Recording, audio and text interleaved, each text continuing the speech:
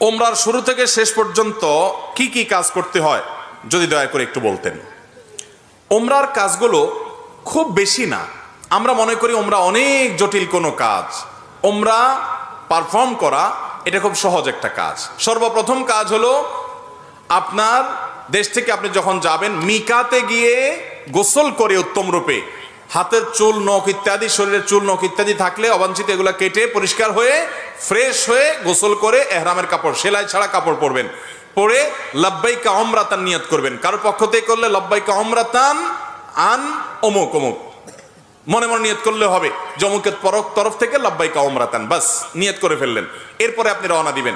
সাধারণত বিমানে গেলে মিকাত থেকে এহরাম পরা যায় না, তাহলে আপনি ঢাকা এয়ারপোর্ট থেকেও পড়তে পারেন, অথবা এহরামের কাপড় নিয়ে বিমানে ঘোষণা দেয় যে এখন আমরা মিকাত ক্রস করব, তখন আপনি পরে ফেলতে পারেন যদি অল্প সময় পান।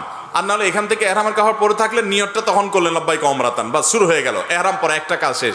এহরাম পরার পরে আপনি তালবিয়া পড়বেন, লাব্বাইক আল্লাহুম্মা লাব্বাইক লাব্বাইক লা শারীকা লাক লাব্বাইক ইন্নাল হামদা ওয়ান নি'মাতা লাকা ওয়াল মুলক লা শারীকা লাক। এটা পাঠ করতে করতে আপনি পুরো পথে যেতে থাকবেন। পুরুষরা জোরে জোরে পাঠ করবে, মহিলারা আস্তে আস্তে, বাস দুইটা কাজ হয়ে গেল। এহরাম পরা, গোসল করে উত্তম রূপে মিকাত থেকে নিয়ত করা এবং তালবিয়া পড়তে থাকা।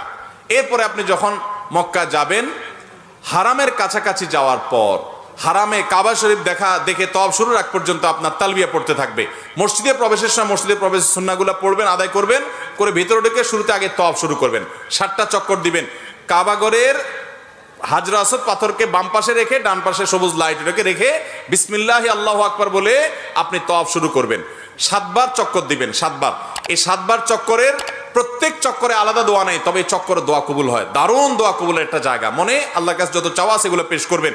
এবং আপনি রুকনে ইয়ামানি বলে কাবার 4টা কোণার একটা কোণাকে, অর্থাৎ হাজর আসওয়াদ পাথর যে কোণা তার আগের যে কোণাটা আছে তওয়াফ করতে যেটা তার আগে পড়বে ওইটাকে রুকনে ইয়ামানি বলে। ওই কোণা থেকে হাজর আসওয়াদ পাথর কোণা, এই দুটার মাঝখানে একটা দোয়া আছে, রব্বানা আতিনা ফিদ দুনিয়া হাসানা ওয়া ফিল আখিরাতি হাসানা ওয়া কিনা আযাবান নার।